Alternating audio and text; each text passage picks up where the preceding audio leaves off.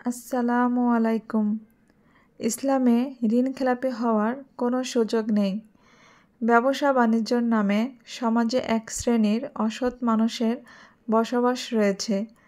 ঋণ নিয়ে যারা তা পরিশোধ করেন না বা পরিশোধ করতে টালবাহানার ছলচাতুরি করেন। ইসলাম উল্লেখিত কারণসহ ঋণখেলাপি হওয়ার প্রবণতা রোধ করার গুরুত্বপূর্ণ দিক নির্দেশনা ও বিধান দিয়েছে।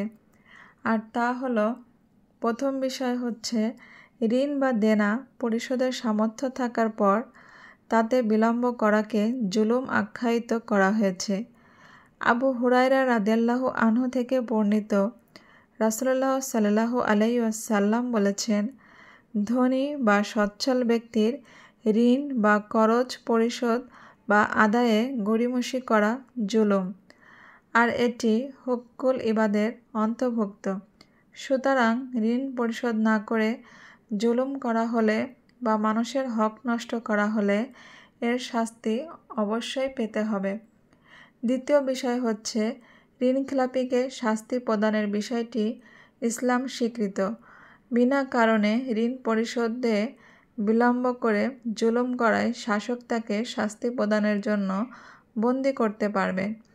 রাসূলুল্লাহ সাল্লাল্লাহু আলাইহি ওয়াসাল্লাম বলেছেন, সচ্ছলের টালবাহানার কারণে তাকে শাস্তি দেওয়া ও অপদস্থ করা বৈধ।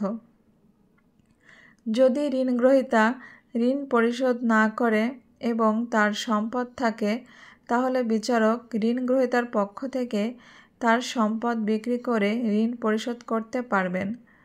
রাসূলুল্লাহ সাল্লাল্লাহু আলাইহি ওয়াসাল্লাম মুয়াজ রাদিয়াল্লাহু আনহুর পক্ষ থেকে তার সব সম্পদ বিক্রি করে ঋণ পরিশোধ করেন। ঋণগ্রহীতা অসচ্ছল হলে এবং তার অসচ্ছলতা প্রমাণিত হলে তাকে তাগাদা না দিয়ে অবকাশ দেওয়া উচিত।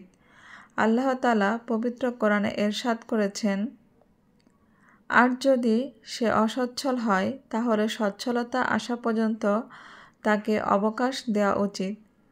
আর সাদাকা করে দেওয়া তোমাদের জন্য উত্তম, যদি তোমরা তা জানতে। গুনাহ বা পাপ কাজে ব্যয় ছাড়া ঋণগ্রহীতা যদি নিজ বা পরিবারের প্রয়োজন পূরণের জন্য ঋণ গ্রহণ করে তা পরিশোধ করতে ব্যর্থ বা অক্ষম হন, তাহলে ঋণ পরিশোধকল্পে তাকে যাকাতের অর্থ প্রদান করা যাবে। কারণ ঋণগ্রস্ত ব্যক্তিকে যাকাতের অর্থ দান করা যাকাতের একটি সুনির্ধারিত খাত। সবাই ভালো থাকবেন। আল্লাহ হাফেজ।